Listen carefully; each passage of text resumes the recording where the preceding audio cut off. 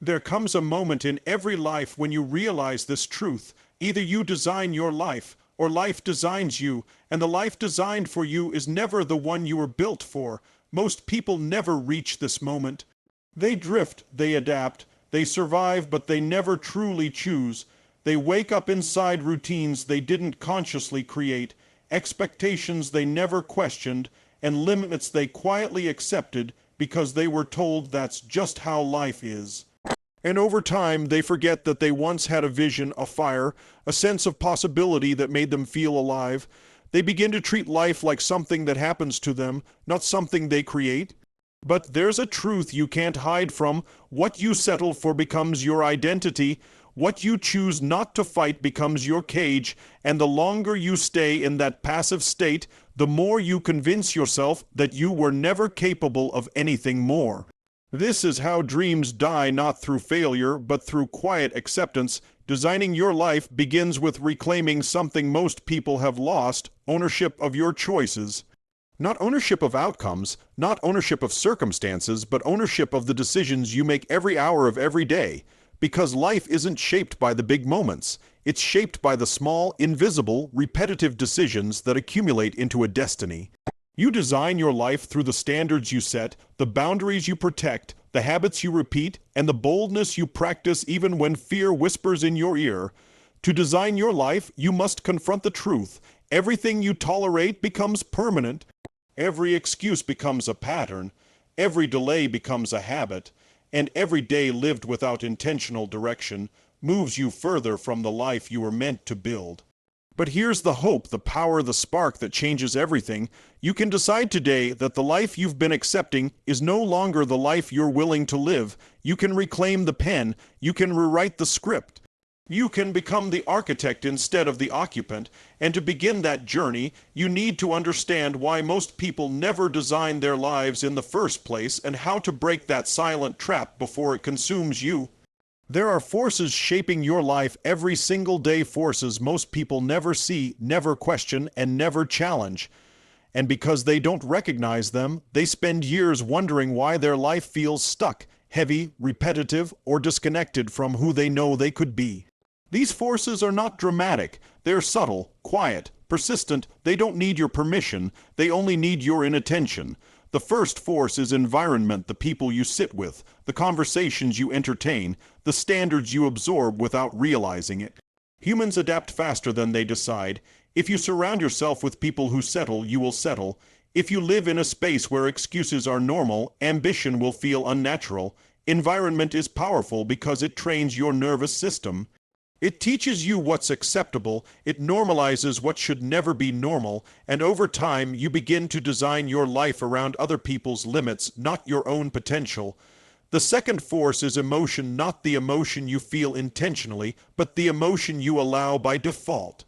Fear, doubt, hesitation, guilt, the need to be liked, the avoidance of discomfort, these are architects of a life you never consciously chose.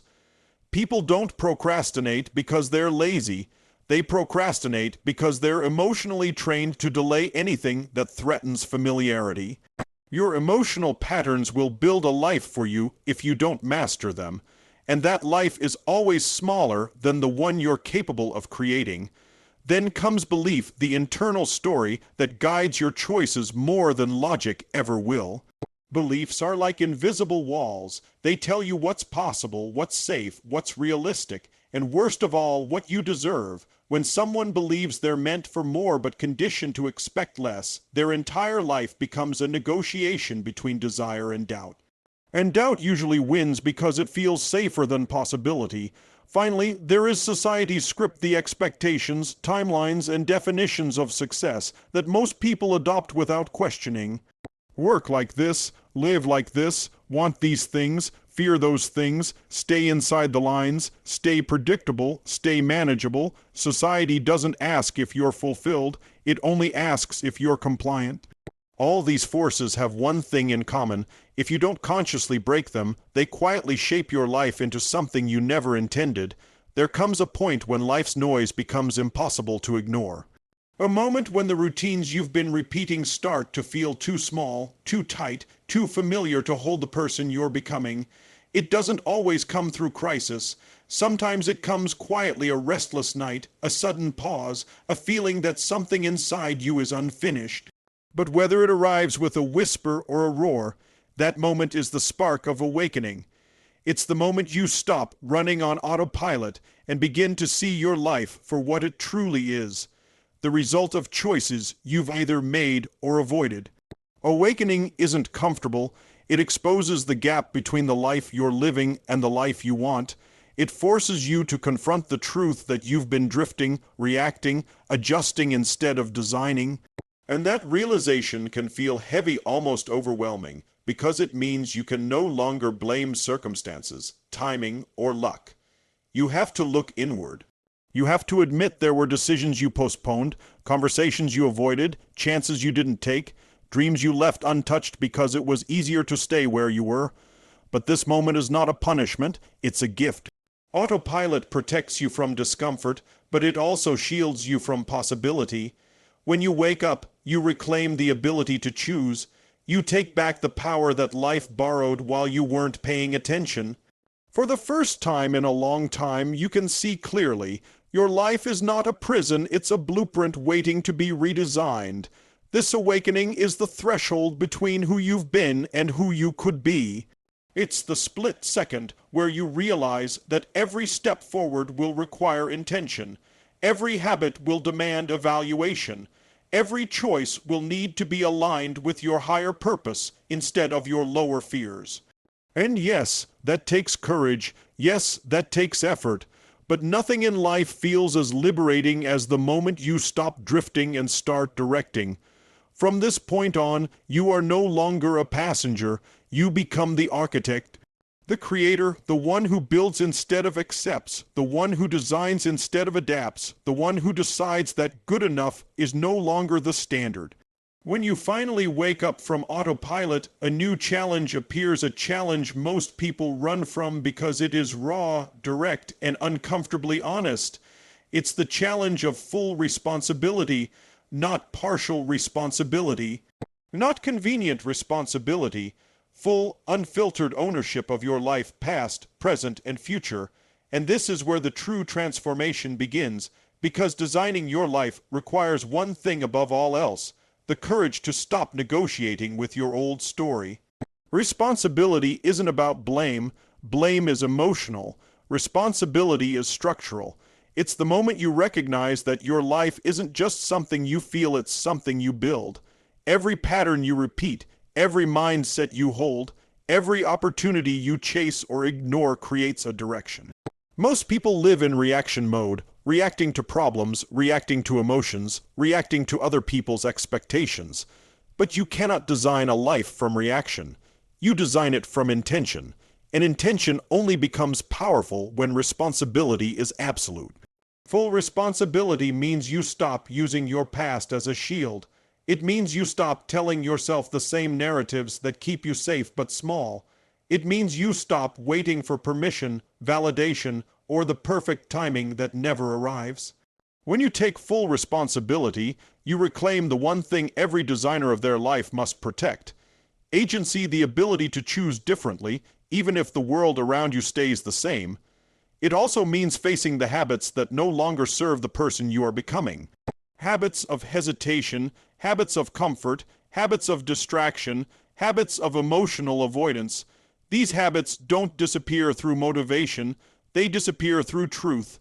And the truth is simple: you can't build a powerful future with the same patterns that built an average past. Responsibility gives you clarity. It shows you where you've been settling. It points to the areas you've ignored because they felt inconvenient. It exposes the parts of your life that need redesigning: your standards, your boundaries, your discipline, your energy, your relationships, your environment. And once you see the truth, you can't unsee it. You either rise to it or you retreat back into the comfort of denial. But here's where the real power begins. When you accept full responsibility, you create the psychological foundation for growth. You build the mental structure required to move forward without excuses, without delay, without compromise. Every transformation begins with a decision, but every lasting transformation begins with a standard. Standards are not wishes, they are not hopes, they are not someday goals. Standards are the invisible lines that define what you will and will not accept from yourself and from life. And if you want to design your life instead of merely accepting it, your standards must rise before anything else does. The truth is simple. Your life today is a direct reflection of the standards you've allowed, repeated, protected, and normalized. Not the standards you talk about, the standards you live. Most people live with standards they never consciously chose. Standards inherited from parents, absorbed from society, copied from peers, or shaped by moments of pain or disappointment. They settle for relationships that drain them because they think that's normal. They settle for minimal growth because no one around them is striving for more. They accept financial limitations because their environment taught them it was realistic. Without realizing it, these borrowed standards become the blueprint for a life they never designed. But when you raise your standards, everything shifts not gradually, but immediately on the inside.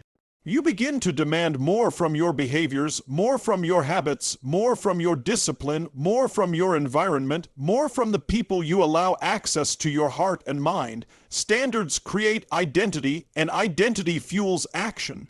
You don't act from motivation, you act from who you believe you are. And when your standards rise, your identity elevates with them. Raising your standards is not about perfection. It's about refusing to negotiate with the behaviors that keep you small. It's about saying with full conviction, this is no longer acceptable in my life. It's about ending the pattern of tolerating inconsistency, emotional chaos, wasted time, unaligned decisions, and the comfort zones that feel safe but suffocating. Strong standards create clarity. They simplify decisions. They eliminate excuses. They cut away the noise. They force you to align your daily actions with your higher purpose instead of your lower impulses. When your standards rise, procrastination weakens, fear loses its voice, and your future begins to feel closer because the person you're becoming is finally matching the life you dream about. But this internal shift leads to the next essential step, one that determines whether new standards remain ideas or become identity. Raising your standards creates the blueprint, but discipline builds the structure. Without daily discipline, even the strongest intentions collapse under the weight of old habits. Discipline is not punishment, it's not rigidity, it's not perfection. Discipline is the purest form of self-respect because it proves that what you promised yourself matters enough to act on, even when emotion argues against it. Most people wait to feel ready. They wait for motivation. They wait for confidence. They wait for clarity. But waiting is a habit, and it becomes one of the most destructive habits a person can develop. When you design your life, you stop waiting and you start creating. And the tool that drives creation, the tool that builds momentum, the tool that turns identity into reality, is daily discipline. Discipline is the great separator. It's the line between those who wish and those who build. Between those who talk and those who transform, between those who live on autopilot and those who live with intention.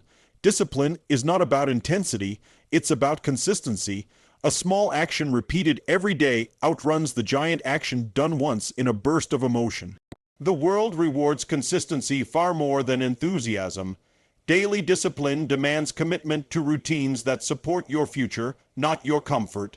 It demands you show up when it's inconvenient, when you're tired, when results aren't visible yet, when no one is clapping, when doubt is louder than belief. Because discipline isn't built in the moments of excitement, it's built in the moments of resistance. Every time you follow through, even on the smallest action, you strengthen the identity of someone who is in control, someone who honors their word, someone who designs instead of drifts. And discipline doesn't just change your behaviors, it changes your mind. It rewires your emotional responses, it builds mental resilience, it teaches your nervous system that discomfort is not danger and that effort is not suffering. This shift is crucial because a life designed with intention requires a body and mind trained for endurance, clarity, and follow-through. Discipline also protects your standards. It turns them into reality. It reinforces them until they become automatic, until they no longer feel like effort, they feel like identity. And when discipline becomes identity, your life begins to move in a different direction, a direction that compounds with every action you take. Momentum is the turning point in every transformation, the moment when discipline stops feeling like effort and starts feeling like strength. It's the point where your actions stop fighting against your old identity and begin building a new one. Momentum is not luck.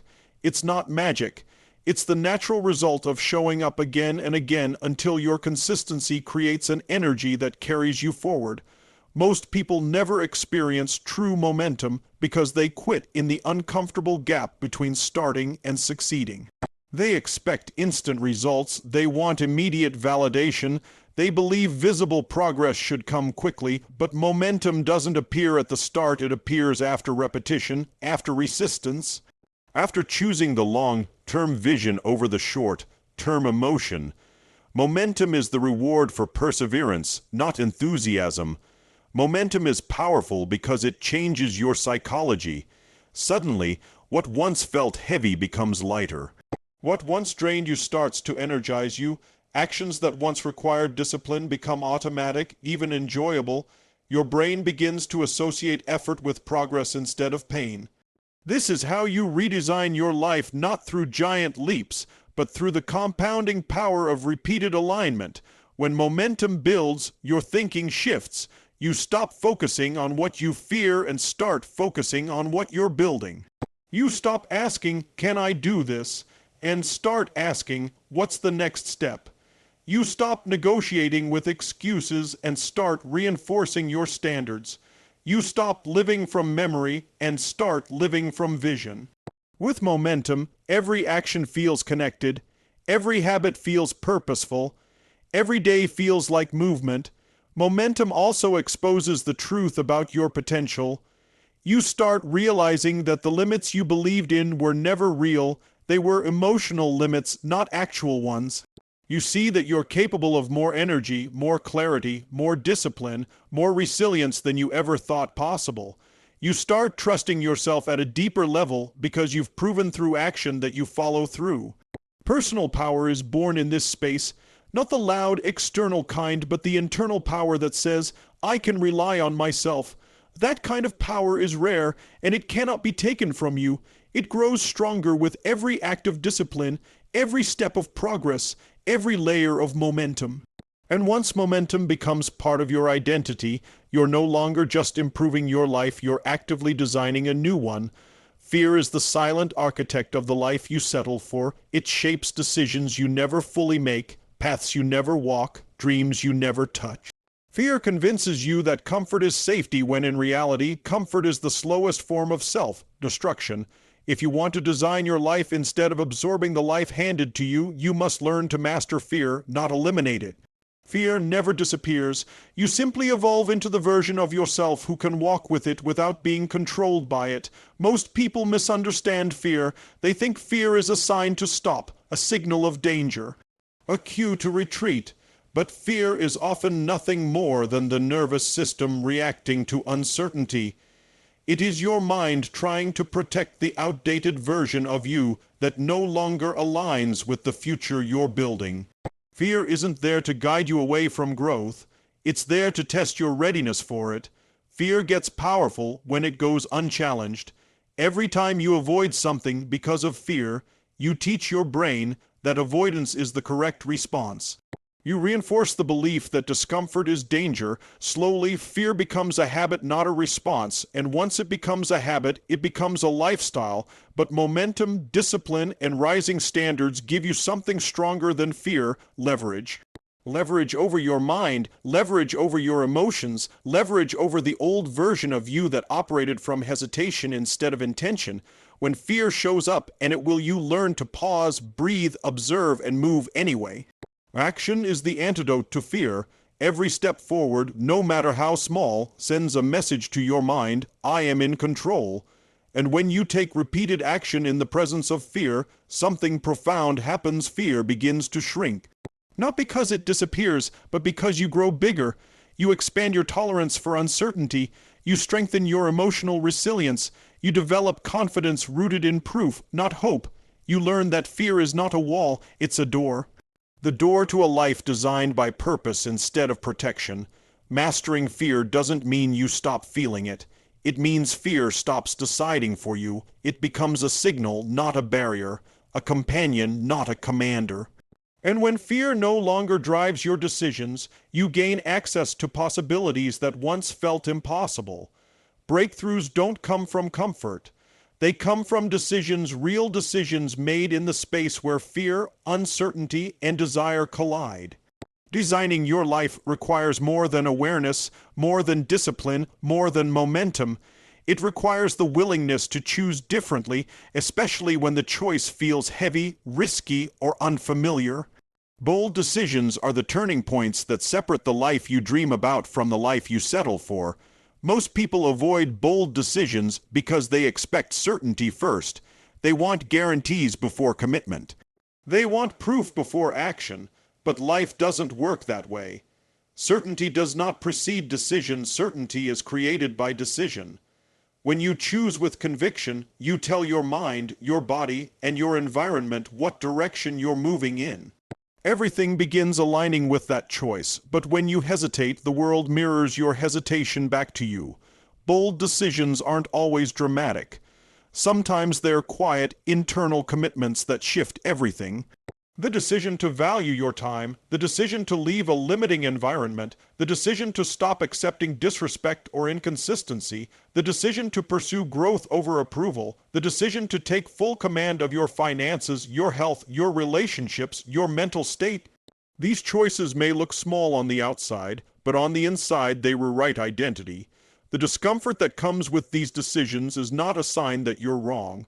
It's a sign that you're growing. Growth always begins with discomfort because your nervous system is stepping into territory it hasn't mastered yet. But discomfort is temporary, regret is permanent, and the truth is, people don't regret the decisions they made, they regret the decisions they avoided. Bold decisions break patterns. They interrupt the unconscious scripts you've been living. They disrupt the emotional loops that keep you circling the same limitations. They force you to rise, adapt, transform. Every bold decision is a declaration of who you are becoming, and the moment you make that decision, life responds. Opportunities appear that were invisible before. People show up who align with your new identity. Energy returns, clarity sharpens, you begin to move with a level of internal power that cannot exist in a state of indecision. A designed life is built on a series of bold choices, not reckless ones, but courageous ones. Choices that challenge you, shape you, and elevate the standards of your existence. Bold decisions create direction, but systems create stability. Without structure, even the strongest decisions dissolve back into old habits. Designing your life is not just about emotional breakthroughs or powerful realizations, it's about building a framework that makes your growth sustainable, predictable, and repeatable. A life without systems depends on willpower, and willpower is inconsistent. A life supported by systems, however, becomes self-reinforcing. Systems are the invisible architecture behind every hyper-forming life. They're the routines that lock in your standards, the habits that simplify your day, the boundaries that protect your time, the strategies that ensure your energy, your focus, and your priorities are aligned with your vision. People don't rise to the level of their goals, they rise to the level of their systems. Your system begins with clarity. You must know what matters most: your health, your finances, your relationships, your personal growth, your mission. Once you define the pillars of your life, you build routines that strengthen them. Morning rituals that set intention, evening routines that reset your mind, structured planning that eliminates randomness, time blocks that protect your highest value actions. These pieces form the foundation of a life that doesn't collapse under stress or distraction. But systems are not just external, they are internal. Mental frameworks that guide how you respond to challenge, emotional reset tools that keep you grounded, principles that help you navigate conflict, uncertainty, and opportunity. Your internal systems matter even more than your external ones because they determine your decision making in the moments that count most. When you have strong systems, you remove the friction that holds most people back. You stop wasting energy on constant decision making. You stop negotiating with your excuses. You stop drifting into chaos or emotional overwhelm. Systems liberate you because they create alignment. Your habits match your identity. Your actions match your vision. Your days match your destiny. And here's the deeper truth. Designing your life requires designing the environment that supports it. Systems reshape your surroundings so that success becomes the natural outcome, not the forced one. They make your life less reactive and more intentional. They give you stability during chaos, direction during uncertainty, and structure during growth. Once your systems are in place, your life begins to compound. Results that once felt impossible start to feel inevitable. Consistency becomes easier. Progress accelerates. You can have the strongest standards, the sharpest discipline, the clearest vision, but if your environment contradicts your direction, your life will always drift back to familiarity. Environment is not just where you live, it's what surrounds your mind. It's the energy you absorb, the behaviors you witness, the expectations you internalize. And when you're designing your life, your environment becomes either your greatest ally or your quietest enemy. Most people underestimate the power of their surroundings. They don't realize how deeply they're shaped by the people they spend time with, the conversations they hear, the values that circulate around them. You don't just live in an environment, you adapt to it. You match its tone, its ambition, its standards. If you surround yourself with people who complain, you will eventually complain. If you stay around people who play small, you will gradually shrink your dreams to match theirs. Human psychology is contagious. Relationships are even more powerful. The people closest to you influence not just your choices, but your identity. Some relationships elevate you, they challenge you, sharpen you, and remind you of who you're capable of becoming. Others drain you. They pull you back into old habits, old fears, old versions of yourself. When you decide to design your life, you must also decide what energy you allow into that design. This isn't about cutting people out with coldness. It's about elevating your standards for connection. It's about recognizing who aligns with your growth and who aligns with your stagnation. Some people belong in your future, others belong in your memory. And the courage to separate the two is a defining moment in every transformation. Your environment also includes the stimuli you consume, the media, the noise, the distractions. Everything you allow into your mind becomes material your brain uses to build your thoughts, emotions, and choices. A designed life requires intentional inputs, inspirational content, growth, focused conversations, spaces that energize you instead of drain you, processes that make progress easier, not harder. When your environment supports your identity, everything accelerates. Clarity strengthens, doubt weakens, momentum grows faster. You begin to feel lighter, more focused, more aligned. Your surroundings become a reflection of your future instead of your past. And once your environment shifts, something remarkable happens. Your potential goes from suppressed to activated. You no longer fight against the world around you. The world around you begins to reinforce the person you're becoming. Future becomes clearer. The most powerful voice in your life is not the voice of your environment, your past, or even your relationships. It is the voice inside your own mind. Your inner dialogue is the architect of your identity, the narrator of your possibilities, the judge of your actions, and the silent influencer of every choice you make. If you want to design your life, you must take command of the internal script that has been shaping you long before you ever realized it was there. Most people live with an inner dialogue that was programmed, not chosen. It's built from childhood experiences, cultural expectations, failures that were never healed, comparisons that chipped away at confidence, and fears that disguised themselves as logic. Over time, these internal messages become familiar, and familiarity begins to feel like truth. This is why so many people underestimate themselves. They're not limited by reality, they're limited by repetition. Your inner dialogue can either empower you or imprison you. It can tell you you're capable, or it can remind you of every reason you might fall short. It can focus you on progress, or it can drag you back into doubt.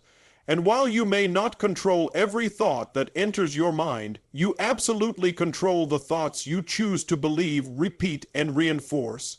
Mastering your inner dialogue begins with awareness. You must learn to observe your thoughts without becoming them, to catch the moments when you're tearing yourself down, minimizing your potential, or predicting failure before you even begin. And the moment you notice these patterns, you gain the power to disrupt them. Rewriting your inner dialogue is not about unrealistic positivity. It's about truthful alignment. It's about speaking to yourself in a way that reflects your growth, your effort, your potential, and your direction. Discipline, momentum, and elevated standards all weaken when the voice inside you is rooted in self-doubt. But when your inner dialogue becomes supportive, focused, and intentional, everything strengthens. You begin to think differently, you begin to feel differently, you begin to act differently, and those actions lead to results that reinforce your new identity, creating a cycle of growth that becomes almost unbreakable. Your mind becomes your partner instead of your opponent. Your thoughts become tools instead of obstacles. You stop designing your life around fear and start designing it around possibility. And when your internal world aligns with your external direction, your entire life accelerates. There comes a point in every person's journey when strength is no longer about how loud you speak, how hard you push, or how confident you appear to the world. It becomes about your ability to stay centered when everything around you shakes. Emotional resilience isn't about avoiding pain, stress, or uncertainty. It's about becoming the kind of person who can stand in the middle of the storm and still choose who they want to be. Every human being faces situations that strike deep: betrayal, loss, exhaustion, failure, disappointment, unexpected turns in life. These moments don't just test your mindset, they test your identity. They test the depth of your character. They ask you one simple question: can you hold your ground when your world doesn't go according to plan? This is where resilience is born. Resilience is not a gift. It's a muscle. It's trained in the moments you don't want, in the experiences you never asked for, in the emotions you didn't think you could handle. And every time you endure, adapt, and rise even in small ways, that muscle grows. You become stronger, clearer, more grounded. You begin to trust yourself on a deeper level because you've proven that you can survive what you once thought might break you. Emotionally resilient people don't suppress their feelings. They don't pretend everything is perfect. They simply refuse to give their emotions the authority to dictate their destiny. They allow themselves to feel, but they do not allow themselves to collapse. They acknowledge pain, but they do not worship it. They face fear, but they refuse to bow to it. Resilience is built by shifting the meaning behind your experiences. When life hits you, you can frame it as punishment, or you can frame it as preparation. You can see it as a setback or as a sharpening. You can interpret your challenges as the world working against you, or as the universe shaping you into the person capable of handling what you've been asking for. Because the truth is, growth rarely arrives wrapped in comfort. It shows up disguised as resistance. When you master emotional resilience, you no longer panic in chaos. You no longer crumble when plans fall apart. You no longer attach your peace to external circumstances. Instead, your peace becomes internal self, generated self, maintained unshakable, and from that place of inner strength, you become unstoppable. There comes a moment in your evolution when resilience is no longer enough. Yes, resilience keeps you standing, but now you must do more than stand. You must lead. You must take the reins of your life with a sense of ownership so deep, so undeniable, that nothing and no one gets to dictate the direction of your future except you. Personal power isn't loud. It isn't aggressive. It isn't ego. It's alignment. It's clarity. It's the quiet, unshakable conviction that you are the architect of your outcomes, not a victim of your circumstances. Personal power begins when you stop outsourcing your decisions emotionally, mentally, socially, financially. You stop giving other people the authority to decide how you feel, what you pursue, what you believe you can accomplish. When you step into personal power, you remove the middleman between your potential and your actions. No more waiting for permission, no more hoping for validation, no more needing someone to agree before you move. You become the source, the generator, the driver. You've spent your life being influenced by habits, by fears, by upbringing, by society's expectations, by old stories that were never yours. Personal power is the moment you flip the script. Instead of being shaped by the world, you shape the world you experience. Instead of reacting, you initiate. Instead of drifting, you decide. Instead of hoping, you build. A powerful person is not someone who never feels doubt, it's someone who acts despite it. It's someone who looks at uncertainty and says, "Move, I'm coming through." It's someone who is willing to be uncomfortable because they know comfort never built anything worth having. Personal power is a daily practice. It's forged in your morning routine, the choices you make when no one is watching, the standards you uphold even when it's inconvenient. It grows each time you choose discipline over impulse, purpose over distraction, long-term gain over short-term relief. Your identity expands every time you choose the harder path that leads to a stronger version of you. And the most powerful part, leadership of your own life doesn't just transform you, it transforms your relationships, your earning potential, your confidence, your sense of direction. When you lead yourself with certainty, people feel it. Opportunities feel it. Life responds to power, not noise, not excuses, not hesitation. This is where you stop surviving and start directing. This is where the person you've been meets the person you're becoming. There is a turning point in every transformation where everything you've learned, everything you've endured, everything you've awakened to, finally clicks. It becomes more than theory, more than inspiration, more than a temporary spark. It becomes identity, and when identity shifts, destiny rewrites itself. Designing your life isn't about creating a perfect existence, it's about becoming a person who refuses to live by default. A person who understands that discipline is freedom, that resilience is strength, that clarity is power, and that action is the bridge between dreams and reality. When you reach this point, you stop negotiating with your old self. You stop entertaining thoughts that shrink you. You stop living in patterns that no longer match the person you want to become. This is where you claim your life fully, unapologetically, intentionally. You begin to understand that everything you desire already exists in potential form. It's waiting for the version of you who is willing to show up consistently, courageously, and consciously. It's waiting for the version of you who refuses to collapse when life gets uncomfortable. It's waiting for the version of you who chooses alignment over approval, growth over familiarity, truth over stories, purpose over convenience. At this stage, responsibility becomes empowering instead of heavy. You no longer see ownership as pressure, you see it as liberation, because if your life is in your hands, then your future is limitless. You can rebuild, you can redirect, you can reinvent, you can restart at any age, any stage, any circumstance. You are not stuck, you are not defined by your past, you are not limited to the version of yourself others once knew. Momentum becomes your ally, discipline becomes your foundation, vision becomes your compass. And every day becomes a canvas where you choose the colors, the shapes, the direction of your story. This is the moment where designing your life becomes non-negotiable. You start creating environments that support your goals. You start seeking relationships that elevate your standards. You start developing habits that align with your highest self. You start making decisions that pull you forward instead of holding you back. You step into your days with intention, and you end them with alignment, and in that process, something extraordinary happens.